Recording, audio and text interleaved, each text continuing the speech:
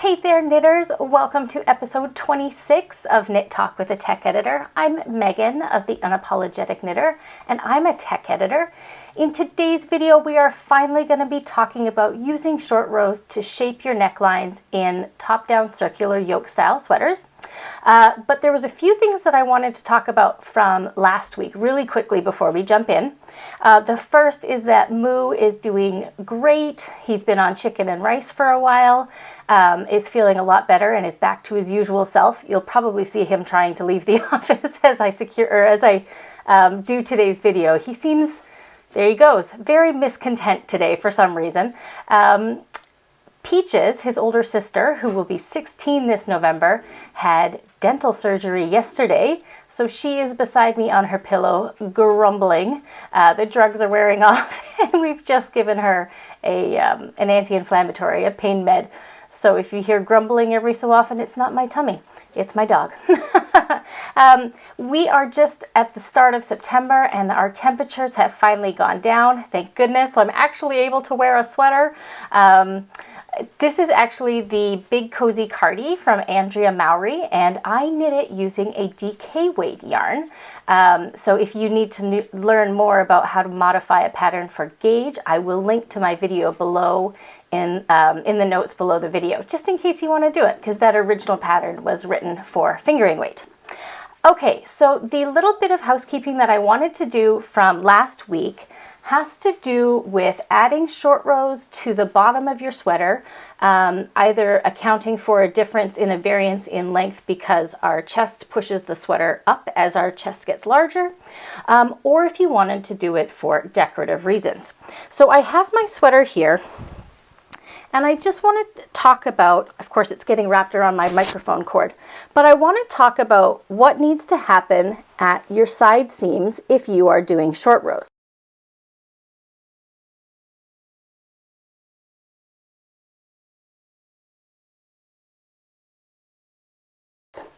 So when you add length to the front of a sweater or to the back of the sweater using short rows to create kind of a curved bottom, if you were to try and then work say a ribbing edge below that, the two edges where they meet would have a bit of a pinch point because your rows are now coming together like this.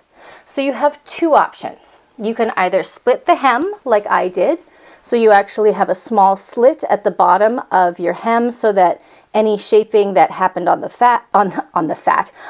back does not mirror on the front, or doesn't impact the front. Or if you decide you don't want to have a split, you can work decreases right at that side seam. I would probably do a couple of center decreases where you're decreasing out a stitch from the front and from the back, just so you get a bit of natural lifting in your fabric there, so that you don't have a weird puckering where the two edges try to come together. Let me know if you have any questions about that. I know that was kind of a quick and dirty conversation about it, but I just wanted to make sure that was covered for those of you who are interested in adding shaping for decoration. Well, that was short-lived. The dogs were clearly not settling in here, so they're hanging out with my husband in his office next door while we finish this video. So 2 weeks ago, we did a video where we talked briefly about how short rows can shape a neckline. To do a quick recap, if you're working a circular yoke style sweater or a raglan style sweater in the round, short rows are often used to add shape at the back of a neckline to raise it up. So the biggest misconception that I see, and had even believed at one point before I started to learn more about short rows, is that you can add short rows to the back of the neck indefinitely to make what was, say, a crew neckline into a scoop neckline. So while short rows can be used to shape or to change the shape of a garment, they don't do what a lot of people think they do. Short rows at the back neck, and I'm specifically referring to a circular yoke or a raglan style sweater that are worked in the round, adds height or depth to the back of a sweater. What it doesn't do is change the shape of the actual neckline.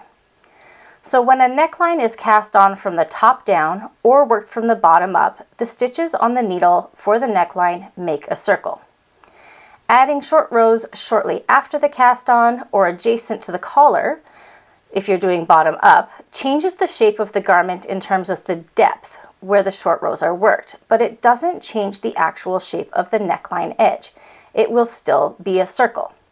So I know that concept is a little weird. I actually even tried to explain it to my husband, and it seems like it should change the shape, right?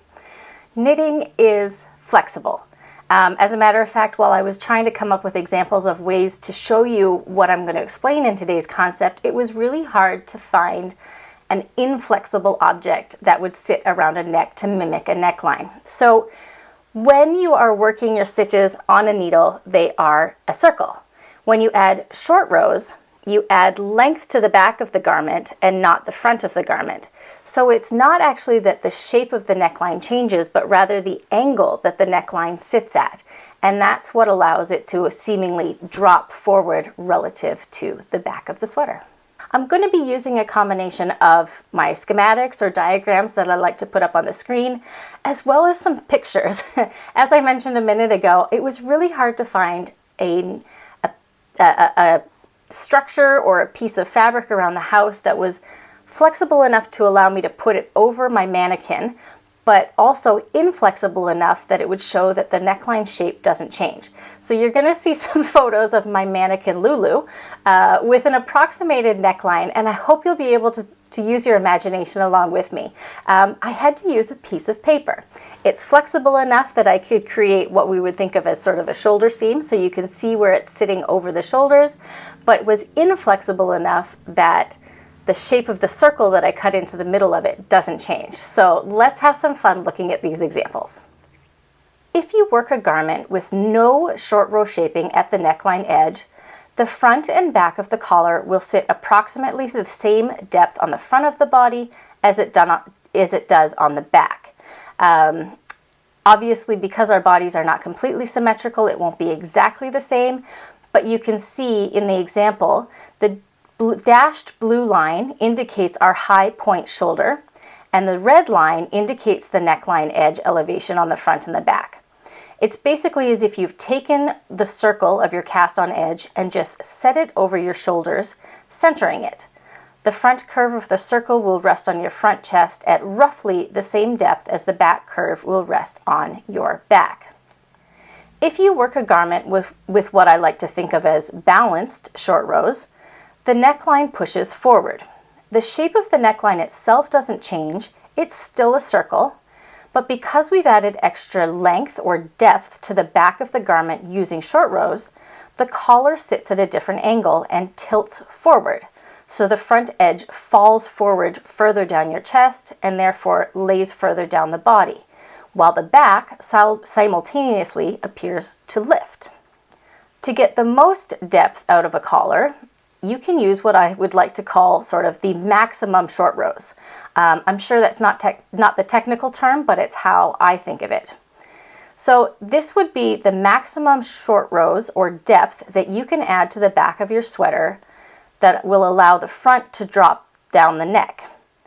In this case, the front will sit as low as possible and the back neck will sit as high as it possibly can without distorting the garment. So the concept of figuring out what your maximum short rows would be to give you the most height at the back of your garment, to give you the most depth out of your neckline, is something that I even struggled to find information on.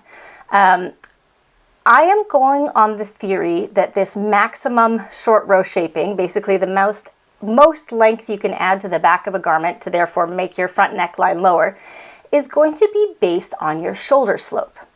So shoulder slope is considered the measurement from the high point shoulder, basically the base of your neck, down to the top of your shoulder at your armhole edge. Most people, not all, but most people have quite a slope to their shoulders, and that's the shoulder drop or the shoulder slope.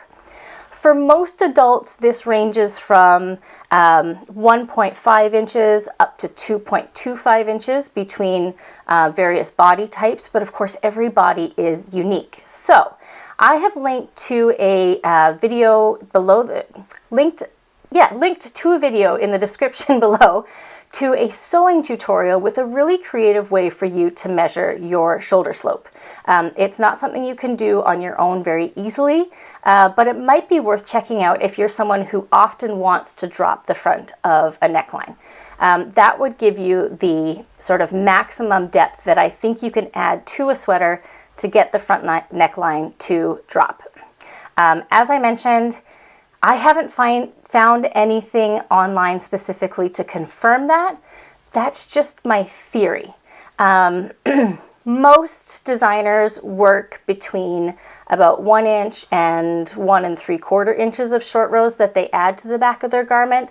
So for most people, you're probably already very close to the maximum depth that you can add, but it doesn't hurt to try that exercise and just determine how much slope you actually do have in your shoulders. So just to clarify that, if you do the exercise and you discover that your shoulder drop, so from your high point shoulder to your armhole edge is say 1.5 or 1.75 inches, the maximum depth of short rows that you can add to the back of your sweater without distorting it is 1.75 inches. You would just have to convert that length to rows to determine how many rows of short rows you would work to make sure you get that maximum depth. So this last option on the screen now, on the very far right, is what I call the misconceived short rows. This is a visual from the side of the concept that adding more and more and more short rows allows the front neck to continue to drop further. I wasn't really able to show this with a piece of paper on my mannequin, but I hope this will help show what I mean. So if you continue to add more and more short rows to the back of your sweater in the hopes of dropping the front neckline, it will only drop as far as the width of the diameter of the circumference of the neckline, because our shoulders only have so much slope and the collar of the sweater is only so wide. If you add short rows beyond what we think of as the maximum short rows, the back of your sweater will start to bunch because there's no more vertical allowance for the fabric to go up while the front drops down. There is no more down. The neckline is only as wide as it is. So what can you do if you actually do want a deeper neckline than your maximum short rows will allow you to go with the pattern you're working with? So your first option is simply to cast on a larger neckline. A larger circumference will allow more space for it to fall forward. So if you're knitting a sweater that has, just as an example, a 20-inch circumference neck, but you want your neckline to sit deeper than the pictures that you see online shows, you can cast on a larger neckline and work the maximum short rows. You will, of course, have to make some other modifications at some point to get back on track for whatever size of garment you're making, but this would probably be the easiest method. In episode 4 of this podcast, I talk about casting on a larger circumference and getting back on track for your stitch counts for your pattern. I will link that in the description below the video, so if you do want to try this method, you can go ahead and do that. So, if you have cast on a larger number of stitches and worked your maximum short rows to get the extra depth that you want in the front of your garment, there's one other thing that you need to consider with this option. Because your neckline is still a circle, your neckline is going to also be wider. As you knit a circular yoke style sweater, regardless of whether you've added short rows to it, as you continue to start working in the round again after the short rows, your stitches are being distributed in a circle, which means that even though your short rows are pushing it forward, you're still pulling it the same width as it is deep because it's a circle. So as you cast on more stitches to allow the front to drop lower based on your maximum short rows, it's also going to get wider. So you want to take that potential additional width into account and see where that's going to land on your shoulders. Your second option would be a little bit more intrepid. It's not that it can't be done, but it would take a lot of reworking. You can consider modifying the construction of your garment so you don't need to use short rows. Basically, what you end up doing is working the top of the yoke flat, increasing stitches at each front edge, almost like you were knitting a V-neck, until the depth of your neckline is what you want it to be. Then you can cast on center front stitches to make up the center difference between your two front edges and join them to work in the round. If you're not familiar with this construction technique, I definitely recommend checking out the So Faded sweater from Andrea Mowry. It's super cute. It works up in fingering weight, and it's knit top down using this method that I've just described, where you are casting on edge stitches at the front edge and then eventually cast them on across the front to complete the entire circumference of the top of your yoke. Once that's done, you then work it in the round for the rest of the body, but it's a neat way to add shoulder shaping without having to use short rows. And that brings us to the end of today's lesson on short rows for neckline shaping. I hope you understood the concepts with me and appreciated the pictures of my beautiful mannequin Lulu. If you enjoyed today's episode, I would love for you to give this video a like, and if you're not already subscribed, give me a subscribe to the channel. It helps me beat the YouTube algorithms into submission and let them know I'm doing a good job so we can show it to more knitters and help them on their knitting journey. Next week, we're going to step away from short rows for a little while and take a look at socks. Socks were the first thing that I really fell in love with when I started knitting. I have several sock patterns that I have manipulated and designed and played with over the years, and I just want to have a conversation about how to make socks that are going to fit you the best. There's some information that, again, can be hard to find on how to make sure your socks are going to fit you the best and last you the longest throughout their lifetime. Thank you so much for being here with me this week. If you have any questions about today's concepts, please feel free to leave a question in the comments. Boy, we are tripping over our words yet again today, my friends. As always, it was lovely sharing this information with you. Have a wonderful rest of your week and happy knitting.